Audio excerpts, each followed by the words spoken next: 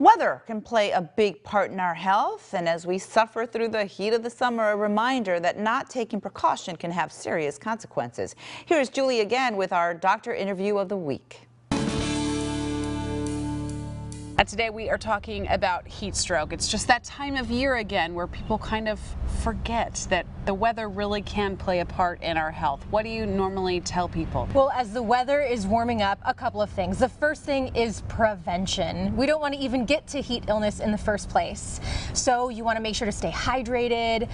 Be able to get yourself cooled off, stay in the shade or go indoors when possible. And of course, never, ever, ever leave a child or a pet or anyone for that matter in a hot car or in any car with the doors and windows shut.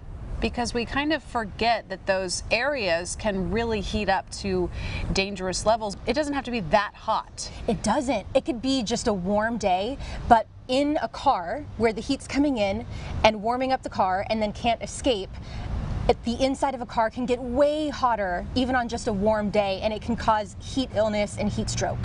Who is most at risk for this? The at-risk populations are young children, by far, little babies. The elderly are also at high risk, and anyone with any underlying medical conditions are also at risk. Also, people who are on medications like diuretics, where you're already kind of losing some of your hydration status, are also at risk. And what are the symptoms that we should be looking out for? On the mild end of the spectrum, you can get things like feeling dizzy, maybe getting a little bit of a headache. You can get some swelling. Some people will even pass out.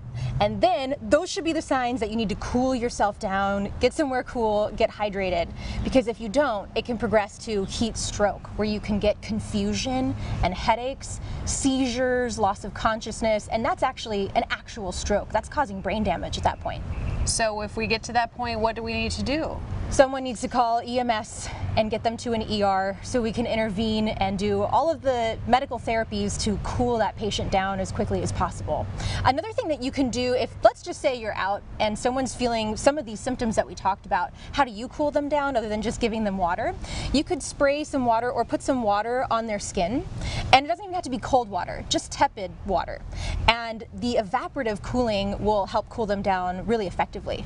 So, but again, we go back to just the prevention. We need to make sure we cool ourselves down before we ever get to that point. Yes, and if you're going to be out somewhere hot, bring lots of fluids with you. Water's the best. Gatorade or dilute Gatorade is really good. And if you have one of those spray bottles that you can spray yourself and fan yourself, that's also very effective.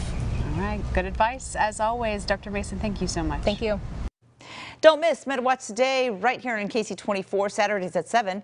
The program is in partnership with community medical centers and features stories and interviews like the one you just saw. Stay with us, everybody. More Central Valley.